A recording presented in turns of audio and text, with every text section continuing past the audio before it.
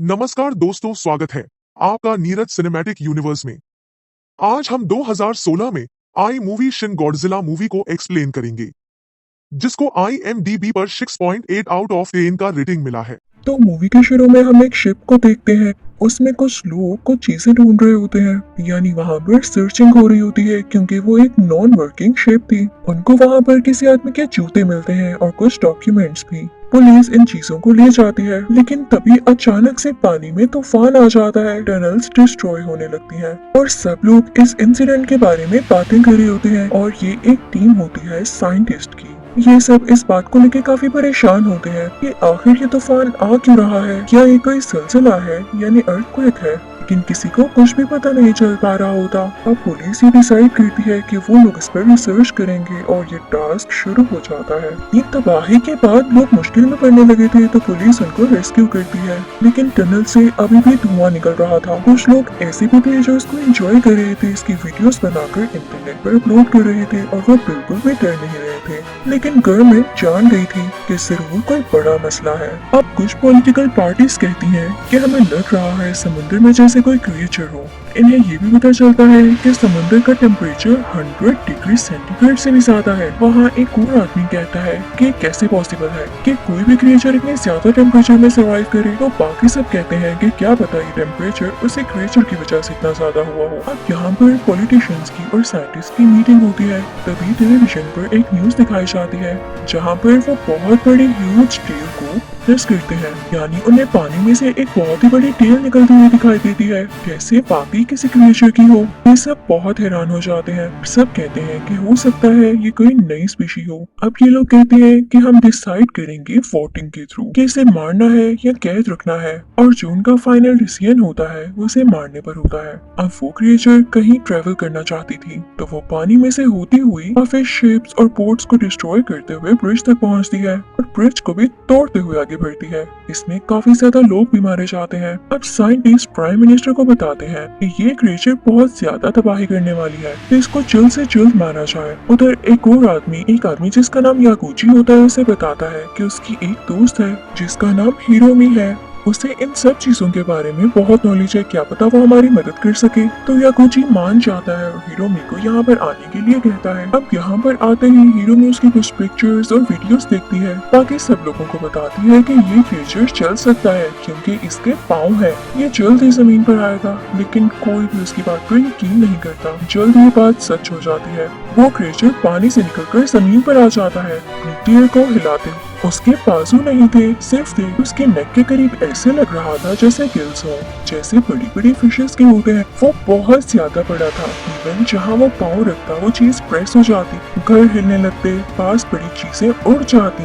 लोग बहुत ज्यादा डरने लगे थे। वो क्रिएचर सब चीजों को अपने सिर से मार रहा था, जिसकी वजह से कार्स, बिल्डिंग सब कुछ डिस्ट्रॉय होने लगता है। रोड्स भी टूटती जा रही थी और वो अपनी टेल को ही यूज करते हुए लोगों के घरों को भी तोड़ रहा था। उसकी speed 13 kilometre per hour record की जाती है। अब जल्दी यहाँ पुलिस आ जाती है और वहाँ के लोगों को बचाने लगती है। अब गवर्नमेंट ये डिसाइड करती है कि जल्द से जल्द इसको मारा जाए, तो वो फौरन से ढेर सारे आर्मी के हेलीकॉप्टर्स वहाँ पर भेजती है। वो हेलीकॉप्टर्स उस गॉडजिला पर मिसाइल फेंकने ही वाले होते हैं, लेकिन ये देख के रुक जाते हैं कि उसके आसपास कुछ लोग हैं, तो उनको वापस जाना पड़ता है। अब इस गॉडजिला का नाम था शिन गॉडजिला और ये एक जापानीज गॉडजिला था, क्योंकि बाकी गॉडजिला से अलग था और इसका डिस्ट्रक्शन लेवल भी ज्यादा था।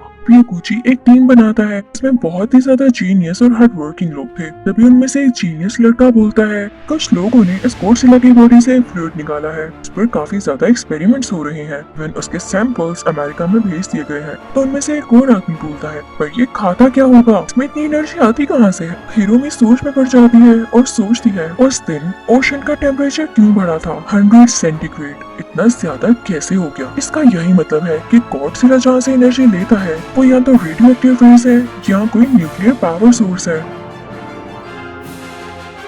तो एक आदमी यागुची से कहता है कि हो सकता है उस दिन बोट में जिस आदमी की चीजें हमें मिली हमें उसको ढूंढना होगा। उसने ओशन में टाइम गुजारा और क्या पता वो इसी चीज पर रिसर्च कर रहा हो। वो सब अग्री हो जाते हैं क्योंकि बोट में से जो डॉक्यूमेंट्स मिले थे उन डॉक्यूमेंट्स में भी इस क्रिएचर के बारे में थोड़ा बहुत लिखा हुआ था, लेकिन पहले किसी को कुछ खास पता नहीं चला और अब सबको समझ आ रही थी कि ये क्या है। इस आदमी की रिसर्च से ये पता चलता है कि उसने अपनी तरफ से पूरी रिसर्च कर ली थी और अब वो एक्सपेक्ट कर रहा था कि बाकी की रिसर्च गवर्नमेंट के साइंटिस्ट करें। और उसने ये भी लिखा था कि गॉडजिला पानी में ही रहता है और पानी में जो ऐसी चीजें मौजूद हैं जिनसे रेडियो एक्टिव रेज निकलती हो, ये उन्हीं को खाता है और उन्हीं पर जी रहा है। और सिर्फ यही नहीं, जब ये जमीन पर आता है तो इसका जिस्म स्वेल हो जाता है और ये अपनी साइज से कई गुना ज्यादा बड़ा हो जाता है। अब यागुची ये डिसाइड करता है कि गॉडजिला को अमेरिका भेजा जाएगा ताकि इस पर एडवांस एक्सपेरिमेंट्स हो सके, लेकिन कैसे और कब ये कोई नहीं जानता था। अभी सिर्फ इनको सॉल्व करना था गॉडजिला को लैंड पर आने से रोकना कैसे है। इनको ये भी पता चलता है कि गॉडजिला जब चाहे अपनी बॉडी का टेम्परेचर चेंज कर सकता है, इसीलिए वो बार बार लैंड पर आता है। उस तरफ हम उन कुछ लोगों को देखते हैं जो इस चीज के बिल्कुल अगेंस्ट थे कि गॉडजिला पर कोई भी अटैक किया जाए, क्योंकि वो गॉडजिला को समझते थे कि ये गॉड की तरफ से भेजा गया कोई जानवर है, या वो इसको भी अपना गॉड मान चुके थे और उनको इस बात की समझ ही नहीं थी कि कितनी ज्यादा तबाही कर रहा है। वो जल्दी इनको भी खत्म कर सकता है। आज का दिन बहुत ज्यादा खतरनाक होने वाला था क्योंकि गॉडजिला फिर से लैंड पर आ गया था और अब की बार उसका साइज काफी ज्यादा बड़ा था। इससे पहले कि वो लोगों को मार सकता, प्राइम मिनिस्टर का ऑर्डर आता है कि सब लोगों को अंडरग्राउंड सेफ करके रखो, साथ ही साथ जितनी जल्दी हो सके गॉडजिला को मार दो। अपनी आर्मी को भेज देते हैं, इनके पास नए नए वेपन्स होते हैं और वो बहुत ज्यादा कोशिश में लग जाते हैं। इवन उस पर मिसाइल्स फेंकते हैं, उस पर फायरिंग करते हैं, बॉम्ब्स गिराते हैं, लेकिन गॉडजिला पर जरा सा भी असर नहीं हो रहा था। अब जापान से तो ये गॉडजिला कंट्रोल नहीं हो रहा था तो यूएस आर्मी यहाँ पर आ जाती है, लेकिन उनके अटैक से जो मिसाइल्स वो गॉडजिला पर फेंक रहे थे, इसकी वजह से टनल्स में और अंडरग्राउंड जहाँ पर पूरी पब्लिक थी वहाँ की लाइट चली जाती, पूरी सिटी का सिस्टम खराब हो चुका था।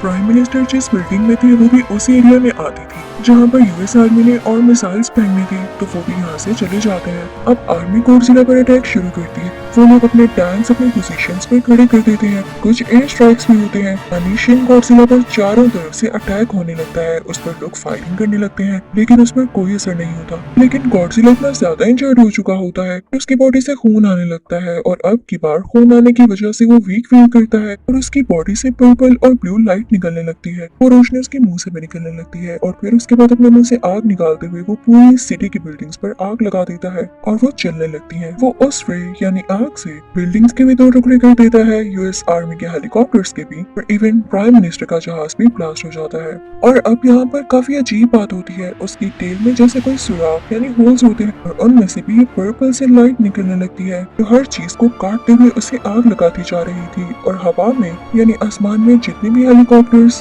प्लेन्स मौजूद थे वो जल जाते हैं, क्रैश हो जाते हैं। अब यहाँ पर यागुची और यूएस मिनिस्टर एक साथ होते हैं और काफी परेशान होते हैं कि इसे तो कोई भी चीज हरा नहीं पा रही, तो अब हम क्या करेंगे। अब यहाँ पर ये लोग एक अर्जेंट मीटिंग रखते हैं। ये डिसाइड करते हैं कि अगर गॉडजिला के पास हीट है, रेडियो एक्टिव या न्यूक्लियर एनर्जी है, तभी वो इसको यूज करके पूरी दुनिया को तबाह कर पा रहा है, तो क्यों ना इसकी बॉडी को इस हद तक ठंडा कर दिया जाए कि इन एबिलिटीज को यूज ही न कर सके। और इस फैसले को सब लोग बहुत अप्रिशिएट करते हैं, लेकिन इसके लिए ये लोग परेशान हो जाते हैं कि जितना बड़ा ये शिन गॉडजिला है उसके लिए उतनी ही ज्यादा क्वांटिटी में गैस चाहिए होगी जिसकी सप्लाई अभी इस वक्त पॉसिबल नहीं है। तो ये लोग डिसाइड करते हैं कि उस पर बहुत बड़ा ब्लास्ट किया जाए, लेकिन उसके साइड इफेक्ट्स भी बहुत ज्यादा होने थे। गॉडजिला को मारने के चक्कर में इनकी पूरी सिटी डिस्ट्रॉय हो जानी थी, कई सालों तक उसका असर रहना था, लेकिन इन्हें इस बात की परमिशन नहीं मिलती और इनसे कहा जाता है कि जो आप लोगों ने पहला फैसला लिया था उसी पर काम करें, यानी गॉडजिला को जमा देने वाला।